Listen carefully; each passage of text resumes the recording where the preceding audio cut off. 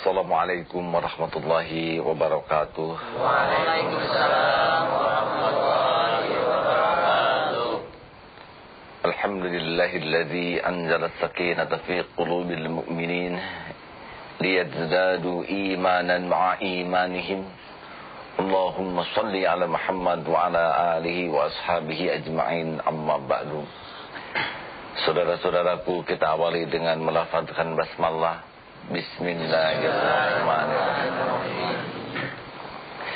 Para pemirsa yang budiman, di bulan yang penuh barokah ini kita mencoba memohon pertolongan Allah agar kita lebih mengenal siapa Allah, bagaimana cara mendekat kepada Allah, tahu apa yang akan menghijab dari Allah. Kita coba simak kembali dengan kajian Kitab Al-Hikam. Silakan Ustaz dibacakan. Bismillahirrahmanirrahim. Kaifa yashruqu qalbun suwarul akwani muntabi'atun fi mir'atihi am kaifa yarhalu ila Allahi wa huwa muqabbalun li shahawatihi am kaifa yatma'u an yadkhula hadratallahi wa huwa lam yatatahhar min janabati ghafalatihi am kaifa yarju an yafhama daqa'iqal asrari wa huwa lam yatub min hawafatihi.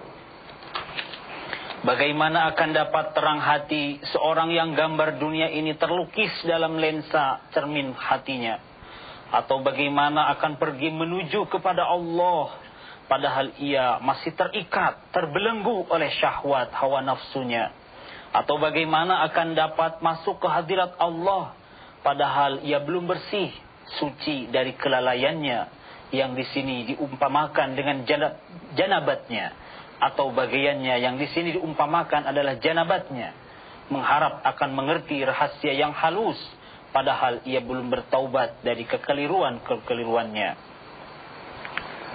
Saudaraku, bagaimana seseorang hatinya akan terang benderang kalau di hatinya ini selalu duniawi saja yang terlukis?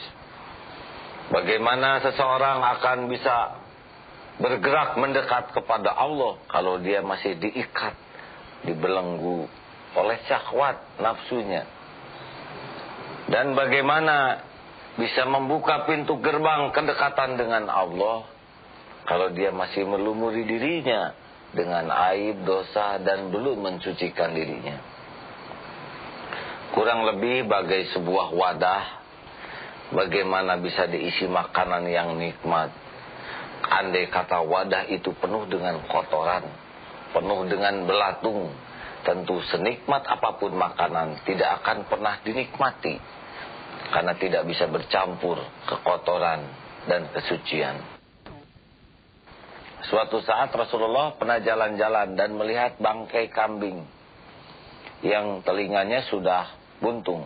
Tanya, "Hei sahabat, apakah ada yang mau membeli bangkai ini?" "Oh ya Rasul, jangankan sudah mati, masih hidup pun hamba tidak mau membelinya, kambing cacat begini."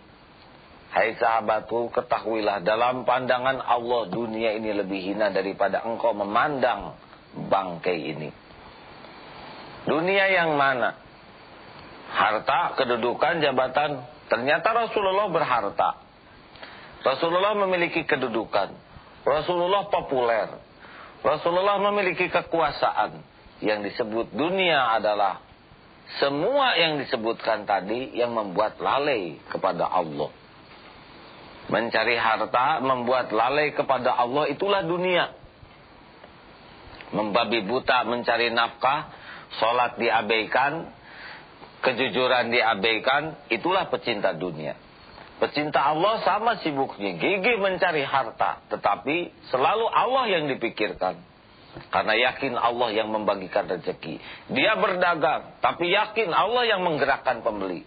Dia tidak mau mengurangi timbangan 1 miligram pun. Dia tidak mau ada ketidakjujuran. Dia ingin memudahkan jual beli karena jual beli yang mudah diberkahi oleh Allah.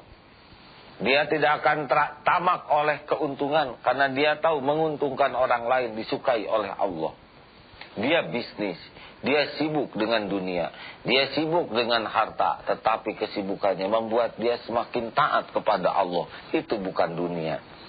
Pebisnis seperti ini, pedagang yang jujur bisa termasuk orang yang berkedudukan di sisi Allah. Kelak kalau sudah wafat bisa setara Nabi, bisa setara kekasih-kekasih Allah. Mengapa? Karena hiruk pikuk dunianya justru membuat dia dekat dengan Allah. Ini perlu kita pahami. Kekuasaan, ada orang yang berkuasa kemudian jadi zalim, sibuk mempertahankan kekuasaan. Sepanjang hari pikirannya bagaimana berkuasa. Itu adalah duniawi. Tapi bagi orang yang tidak tamak dengan kekuasaan, dia berpikir bagaimana dengan kekuasaannya kebenaran bisa menjadi milik umat. Bagaimana dengan kekuasaannya keadilan ditegakkan. Orang dimudahkan dekat dengan Allah. Setiap pihak dimudahkan untuk bisa mengenal Allah. Ini adalah kekuasaan yang tidak diartikan duniawi. Selanjutnya, bagaimana orang bisa melesat berjalan ke arah Allah kalau dirinya masih terbelenggu? Kita kalau terbelenggu sulit untuk melangkah.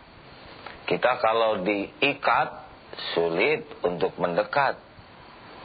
Maka Allah menciptakan nafsu bagi kita bukan untuk membelenggu kita untuk mendekat kepada Allah.